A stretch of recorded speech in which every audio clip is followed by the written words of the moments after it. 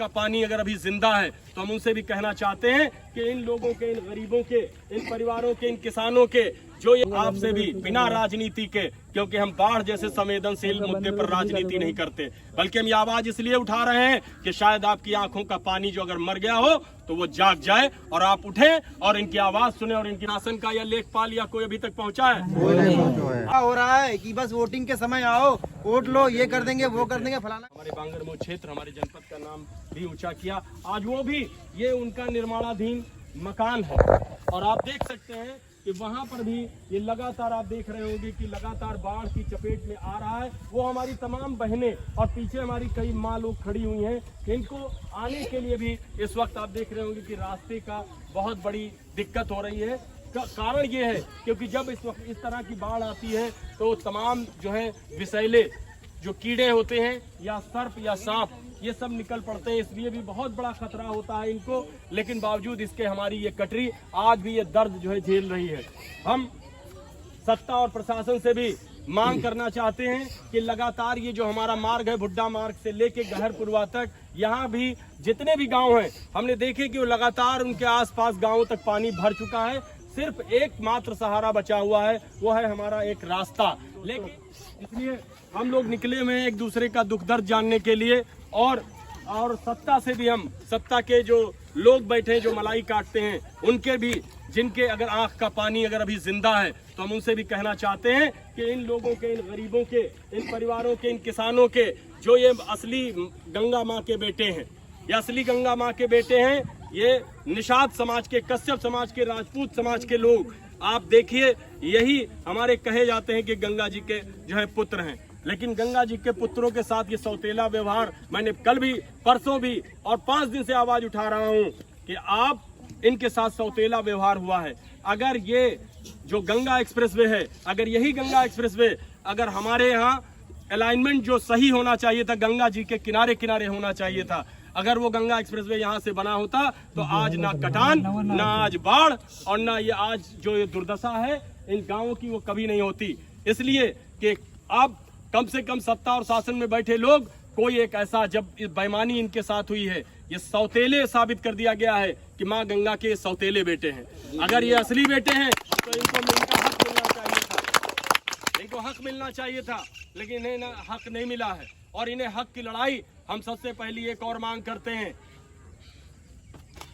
तमाम जो है दरबारी लोगों को नहीं लगता होगा, लेकिन गांव और गरीब और कुटिया में रहने वालों को पता है, इन गरीबों को पता है कि जब बाढ़ आती है तो बाढ़ के बाद आपको ये भी मालूम है कि जब नींव में पानी चला जाता है तो घर गिरी लगातार कई महीनों तक हुआ करती हैं। उसके बाद भी, बाढ़ के बाद भी घर गिरा करते हैं। मेरी प्रशासन से मांग है कि इन लोगों को, जितने भी ऐसे गांव हैं जिनके गांव चारों तरफ से पानी जिनके घरों में घुस गया है, उनको लेखपाल के द्वारा, राजस्व विभाग के द्वारा ईमानदारी के साथ एक एक घर का नाम लिखा जाए और लिखने के बाद उनको किसी ऊंची जगह पर, जो ग्राम समाज की जमीनें होती हैं, जो गवर्नमेंट की जमीनें हैं, इनको पट्टा देने का काम किया जाए एक तरफ से।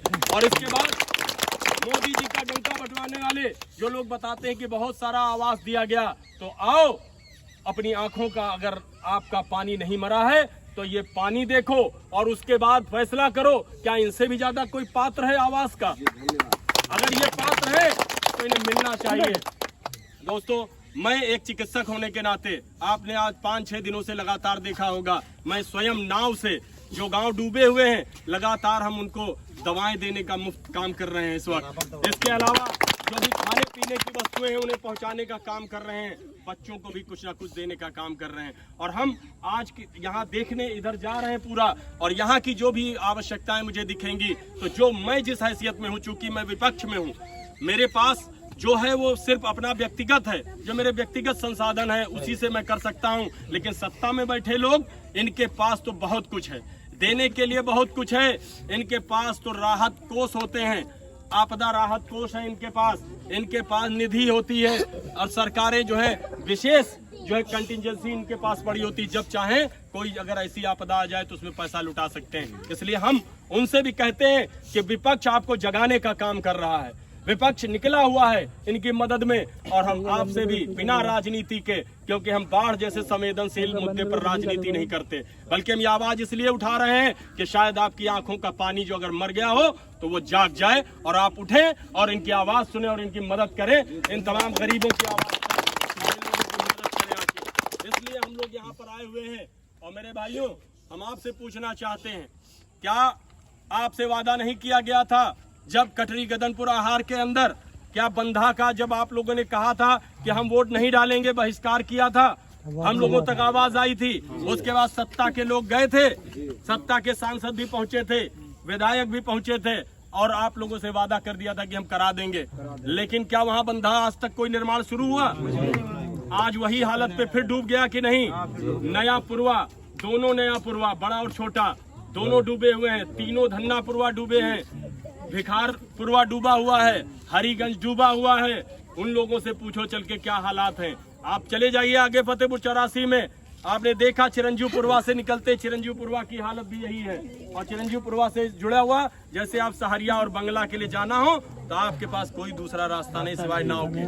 तो ऐसी हालात में ऐसे तमाम गांव है चिन्हित किए जाएं। आज गहर पुरवा की लोग बता रहे हो, उसकी भी स्थिति बिगड़ती चली जा रही है। तो ऐसे में हम सिर्फ मांग करते हैं प्रशासन से, करबद्ध निवेदन करते हैं कि इन लोगों की ईमानदारी के साथ जो है इनके घरों की पैमाइश, इनके घरों का अवलोकन हो, इनके साथ जो है इनके साथ नाइंसाफी ना हो, इनके नाम लिखे जाएं।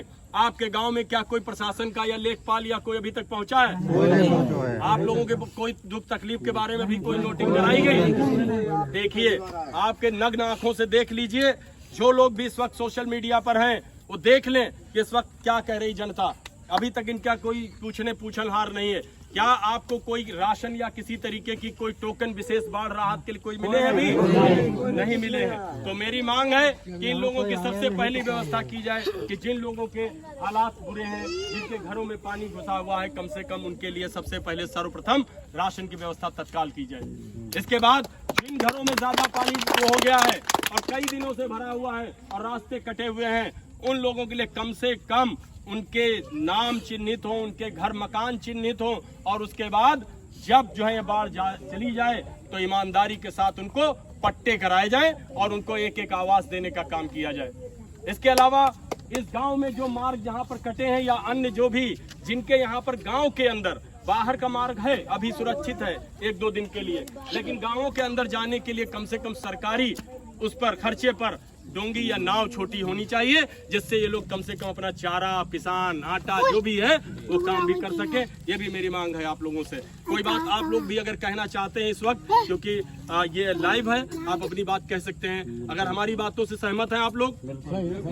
कोई और बात कोई कहना चाहते हैं? जी हम कहना चाहते हैं। जी, ये रोहित हैं, इनके बारे में मैं परिचय देना चाहता हूँ। रोहित मेरा बहुत ही छोटा भाई, बहुत ही अच्छा होनहार, और ये अर्चना राजपूत, जो हमारी अर्चना निषाद, जो जिन्होंने इस वक्त अंडर 19 क्रिकेट वर्ल्ड कप जीत कर आई हैं, उसका हिस्सा रही हैं। बहुत अच्छी बॉलर हैं और बहुत अच्छा बैटिंग भी करती हैं। ये उनके भाई हैं, ये कुछ कहना चाहते हैं। तो सबसे पहले मैं आप लोगों से यही कहना चाहता हूँ, कभी कभी आपने देखा होगा जो चुनाव होता है ना, तो नेता लोग आते हैं, कहते हैं ये हम गंगा के पुत्र हैं, ये गंगा मैया हमारी हैं। अरे यार, उस समय कहाँ से मतलब तुम्हारे पास ये जुनून आता है? इस समय देखने आओगे गंगा मैया के पुत्र असली? हम लोगों से पूछो क्या दिक्कत हो रही है। अरे यार, एक इंसान होता कुछ भी ना दो, हम लोग भूखे नहीं मर जाएंगे, लेकिन कम से कम यहाँ आके देखो तो क्या हो रहा है कि बस वोटिंग के समय आओ, वोट लो, ये कर देंगे, वो कर देंगे, फलाना कर देंगे, ये कर देंगे। अरे नहीं यार, कम से कम ये तो देखो, ये इंसानियत होती है। कम से कम देखो आगे किसका डूब रहा है, क्या हो रहा है। हमने एक बार किसी का फोन लगाया कर, अभी तुम्हारे गांव की रास्ता तो कटी नहीं, तुम्हें राशन कहाँ से मिलेगा? अरे कि हमें नहीं दो, हमारे गांव वालों को दो। गांव के अंदर तो राशन के बहुत सारे कटे हुए जो दिख रहे हैं, जलमग्न जिनको नहीं दिख रहा। अरे हमने कहा कि भाई यहाँ की आके आप खुद मौके पे आके पूरी जांच पड़ताल कर लो, उसके बाद करो। हम नहीं कहते कि हमारे कहने से तुम करो, जो तुम्हारे कानून के व्यवस्था में आता है वो करो, उसके दायरे में करो। बट लेकिन अगर जनता कह रही तो उसको सुनना है, वो कुछ नहीं सुनना है। तो भाइयों, मेरी तो इस माध्यम से मैं यही आवाज पहुंचाना चाहता हूँ कि आप लोग जो वीडियो देख रहे हैं ना, तो ज्यादा से ज्यादा शेयर करें, लोगों तक पहुंचाएं, ताकि उन लोगों के पास पहुंचे कि आवाज ये कहाँ से उठ रही है। कम से कम आपने देखा कि सत्ता के बारे में आपने ये बात कही है, बहुत मुझे अच्छा लगा। ऐसे ही डेयरिंग लोगों की ज़रूरत है जो कम से कम आँख में आँख डालकर सत्ता से सवाल करें।